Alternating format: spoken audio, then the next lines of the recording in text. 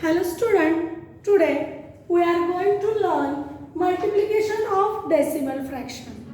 In chapter number 5, decimal fraction, we studied addition and subtraction of decimal fraction, how to convert normal fractions into decimal fractions into proper fractions. Then today we are going to learn multiplication of decimal fraction. Suppose here we take one example, that is a 4.5 into 6. 4.5 into 6. What is the meaning of 4.5? That is a 45 divided by 10 into 6. Into 6. 45 divided by 10 into 6. Then what is the answer? 6 divided by 1. Here is a 6 and denominator is 1. Then what is the answer? 45 into 6 divided by 10. Divided by 10. Then that is equal to 6 5s are 30. Here is 0. Carried is 3. Then 6 4s are 24. 24, 25, 26, 27. 27 divided by 10, that is equal to 27.0. 27.0 ही एक पद्धत असू शकते आपल्या गुणाकाराची. त्याच्यानंतर दुसरं बघा, that is 4.5 into 6. 4.5 into 6. Then how can we make a multiplication of decimal fraction? हा पॉइंट जो आहे, डेसिमल पॉइंट आहे, हा पॉइंट नाही असं कन्सिडर करायचं आणि इथे आपण काय करायचा? गुणाकार करायचा. That is equal to 4.5 into 6. 4.5 into 6. Then हा डेसिमल फ्रॅक्शन लक्षात घ्यायचा नाही, हा डेसिमल पॉइंट लक्षात घ्यायचा नाही. 45 into 6 हे ॲज इट इज करायचं. That is 6 5s are 30. 6 4s are 24. 24 plus 3 that is equal to 27. आता डेसिमल पॉइंट कुठे द्यायचा ते बघा. या 4च्या पुढे पॉइंट आहे आणि मग एक घर सोडलेलं आहे, म्हणून आपण काय करणार आहोत? इथून मागे एक घर सोडायचं आणि इथं पॉइंट द्यायचा. That is a 27. That is a 27. So in म्हणजे या गुणाकाराच्या या दोन पद्धती आहेत. या दोन्ही पद्धतीने आपण काय करू शकतो? डेसिमल फ्रॅक्शनचा गुणाकार करू शकतो. अजून एखादं उदाहरण आपण घेतलं तरी चालेल. बघा इथे 3.5 into 7 into 7. तर हे कशा पद्धतीने करणार आहोत आपण? 35 into 7 ॲज इट इज लिहायचं आणि नंतर डेसिमल फ्रॅक्शन कुठे द्यायचा ते बघायचं. तर कशा पद्धतीने आपण देणार आहोत? नीट लक्ष द्या इकडं. 3.5 into 7 into 7. That is equal to 7 5s are 7 5s are 35. Here is 3. Here is a 5. Then 7 3s are 21. 21 22 23. Then 24. 24. Then where we put decimal point? आता आपण डेसिमल पॉइंट कुठे द्यायचा? तर या 3च्या पुढं एकच घर डेसिमल पॉइंट आहे किंवा एक अक्षर आहे म्हणा. तर आपण काय करणार आहोत? मागून एक घर सोडणार आणि आपण इथं काय करणार? पॉइंट देणार. Then the answer is 24.5. 24.5. या पद्धतीने काय करणार आहोत? आपण डेसिमल फ्रॅक्शनचा गुणाकार करणार आहोत. आता आणखी जरी आपण या पद्धतीने जरी तुम्ही गुणाकार केला तरी तो चुकत नाही, पण या पद्धतीने गुणाकार करणं आपल्याला अवघड वाटतं कारण इथं 10 आहेत म्हणून ठीक आहे. जेव्हा इथं 10 आणि इथं 100 येते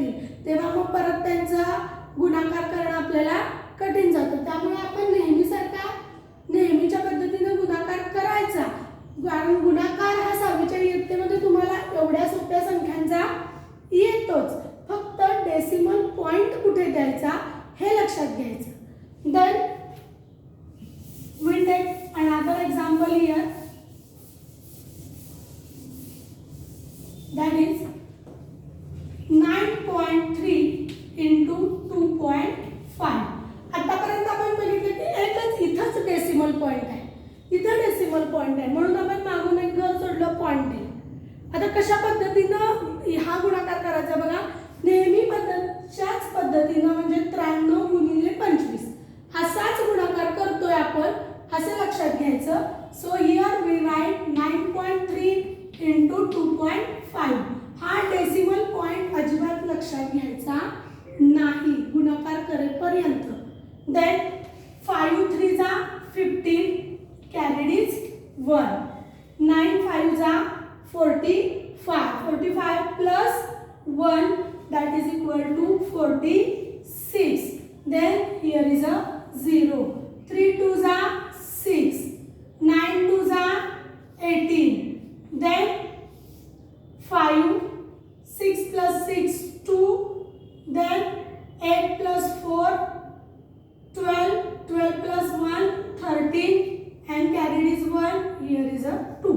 आता 2325 here is a 2325. तिथं गुणाकार करताना मध्ये कुठेही डेसिमल पॉइंट द्यायचा नाही, नेहमीसारखा गुणाकार करून घ्यायचा. फक्त आता उत्तर लिहिताना आपण डेसिमल पॉइंट कुठे द्यायचा नीट लक्ष द्या. हियर 9.3 ही एक संख्या आहे आणि ही एक दुसरी संख्या आहे म्हणून मागून काय करणार आहोत आपण 1 2 घर सोडणार आणि मग इथं पॉइंट देणार आणि answer is 23.25.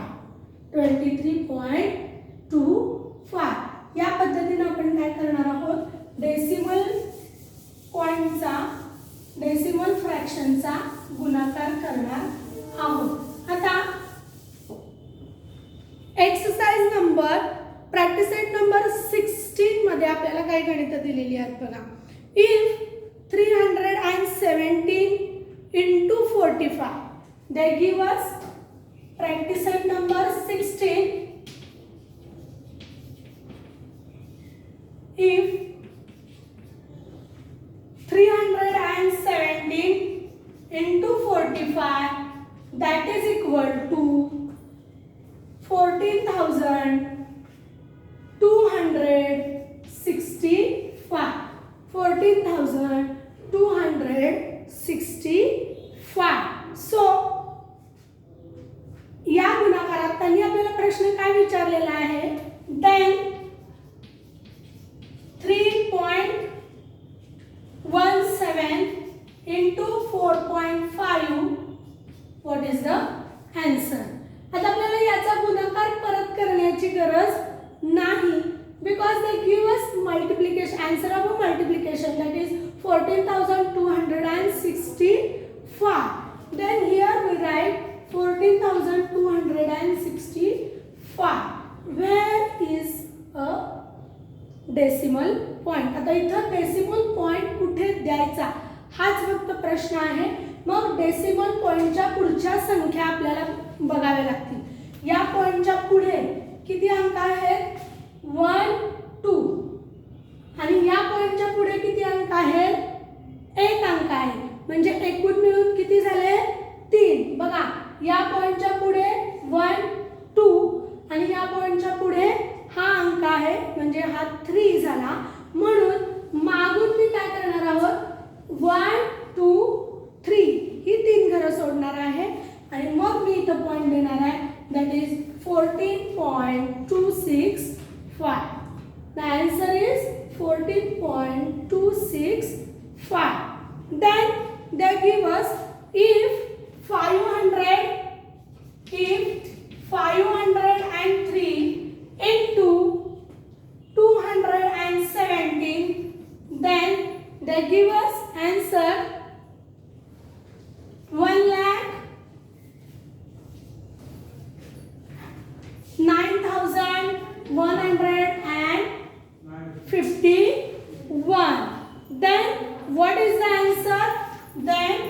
they give us answer that is 5.03 into 2.17.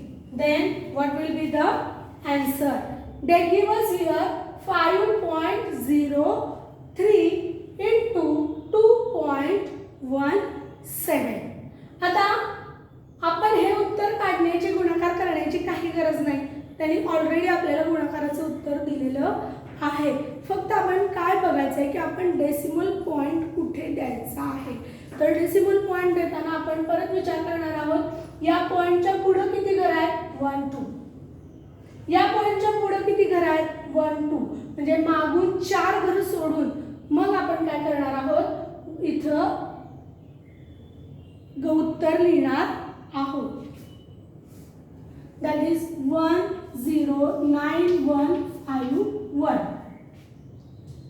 then 1 2 3 4 1 2 3 4 1 2 3 4. the answer is 10.9151. 10.9151. then the third example, that is 2.7 into 1.4.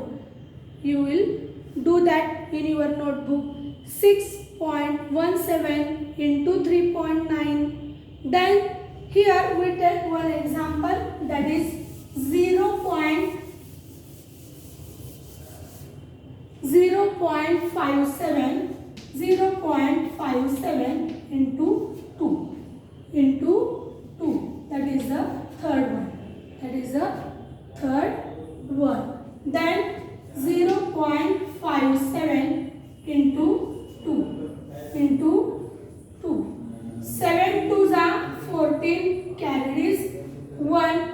5 2s are 10, 10 plus 1 11, carried is 1. 2 into 0 0, 0 plus 1 1. then what will be the answer? 0. या पॉइंटच्या पुढे किती घर आहेत? 1 2. मागून किती घर सोडणार आहोत आपण? 1 2. then the 1.14. that is the answer. then 5.04 into 0.7. so in this way we solve practice set number 16, third example. then the fourth one. Virendra bought 18 bags of rice, each bag weighing 5.250 kilogram. how much rice did he buy altogether? if the rice cost 42 rupees per kilogram, how much did he pay for it? Virendra bought 18 bags of rice. This is a word problem. word problem लिहिताना आपण जो problem दिलेला आहे तो व्यवस्थितपणे लिहून घेऊया.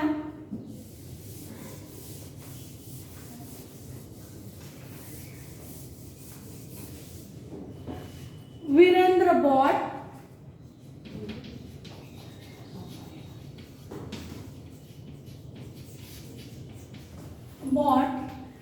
18 bags of rice. 18 bags of rice. वीरेंद्रनी 18 तांदळाच्या पिशव्या घेतलेल्या आहेत. परत त्यांनी पुढे काय दिले बघा, each bag weighing 5.250 म्हणजे 5.250 किलोग्राम. एका बॅगचं वजन किती आहे? weight of one bag that is equal to 5.250 kilogram. आता म्हणजे किती आहे? 5 किलो 250 ग्रॅम. हे 5.25 किलो थोडक्यात एका पिशवीचं वजन आहे. तुम्हाला माहिती पाहिजे की हे 500 म्हणजे अर्धा किलो. 5वीच्या वर्गामध्ये तुम्हाला मेजरमेंट मध्ये हे झालेलं आहे. 1 kilogram means 1000 grams. 1 kilogram means 1000 gram. 500 gram means half kilogram. 250 gram म्हणजे त्याच्यापेक्षा अर्ध, त्याला आपण काय म्हणतो, पाव किलो म्हणतो. लक्षात घ्या. अशा पद्धतीचं हे जे वजन आहे, किंवा तुम्ही आईबरोबर बाजारात जात असाल, दुकानात जात असाल, तेव्हा तुम्हाला हे वजन लक्षात यायला पाहिजे. 1 किलो म्हणजे किती ग्रॅम, अर्धा किलो म्हणजे किती ग्रॅम, पाव किलो म्हणजे किती ग्रॅम. तर 5 kilogram 250 gram. How much rice did he buy all together. एका पिशवीचं वजन किती आहे, 5 किलो 250 ग्रॅम आहे. अशा किती पिशव्या घेतल्यात वीरेंद्रनी, 18 पिशव्या घेतलेल्या आहेत. मग त्यांनी विचारलंय की एकूण वजन किती. याचा अर्थ आपल्याला काय करावा लागणार आहे, इथं गुणाकार करावा लागणार. So 5.250 into 18. 18चा पाडापाठ असेल तर तुम्ही डायरेक्ट गुणू शकता, पण नाही जर नसेल तर आपण व्यवस्थित पद्धतीनं शांतपणे गुणाकार करू शकतो. 8 0 0, 8 5 40, carried is 4. Then 8 2 16, 16 plus 4 that is equal to 20. Then here is 0, carried is 2. 8 5 40, 40 plus 2 42. Then here is a 0, 1 into 0 0, 5 into 1 5, 2 into 1 2, 5 into 1 5. Then 0 0, 5, 2 plus 2 4, 5 plus 4 9, 5 plus 4 9. Then आता आपण फक्त विचार काय करणार आहोत, पॉइंट कुठे द्यायचा. बघा 5च्या पुढं 1 2 3 घरं आहेत, म्हणून मी मागून काय केले, 1 2 3 घरं सोडली. The answer is 94 kilo 500 gram. Answer is 94 kilo 500 gram. त्याने काय केलेलं आहे, राईस एकत्रितपणे खरेदी केलेलं आहे. आता त्याच्यात पुढे आपल्याला एक वेगळा प्रश्न विचारलाय बघा. If the rice cost 42 rupees per kilogram, how much did he pay for it. जर तांदळाची किंमत एका किलोला किती आहे, 42 रुपये आहे. Cost of rice 42 rupees. Then how much pay he all together, म्हणजे वीरेंद्रला किती रुपये द्यावे लागतील. याच्यासाठी सुद्धा आपल्याला काय करावं लागणार आहे, गुणाकार करावा लागणार आहे. आणि तो गुणाकार तुम्ही करणार आहात. 94.500 इंटू 42. हा गुणाकाराचं जे उत्तर येईल तितके पैसे काय करावे लागणार आहेत, वीरेंद्रला द्यावे लागणार आहेत. आता 5वं गणित बघा. Vedika has 23.50 metres of cloth.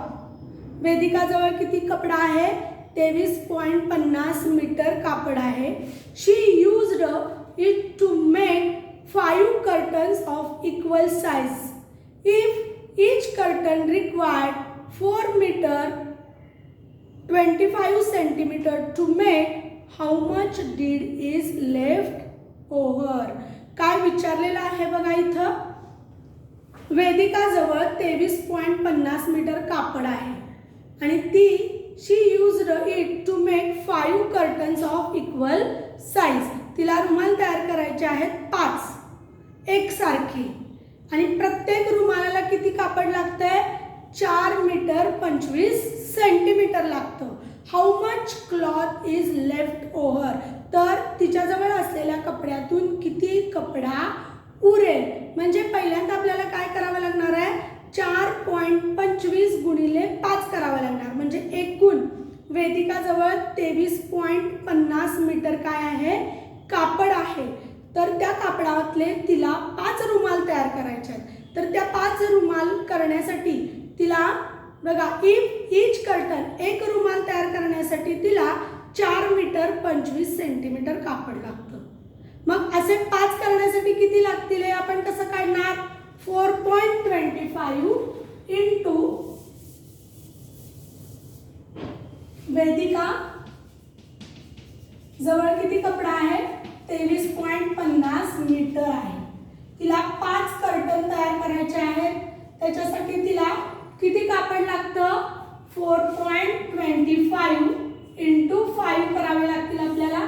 5 5 जा 25, 5 2 जा 10, 10 प्लस 2 12, कॅरीड इज 1, 5 4 जा 20, 20 प्लस 1 21, 21.25 मीटर क्लॉथ शी रिक्वायर्ड.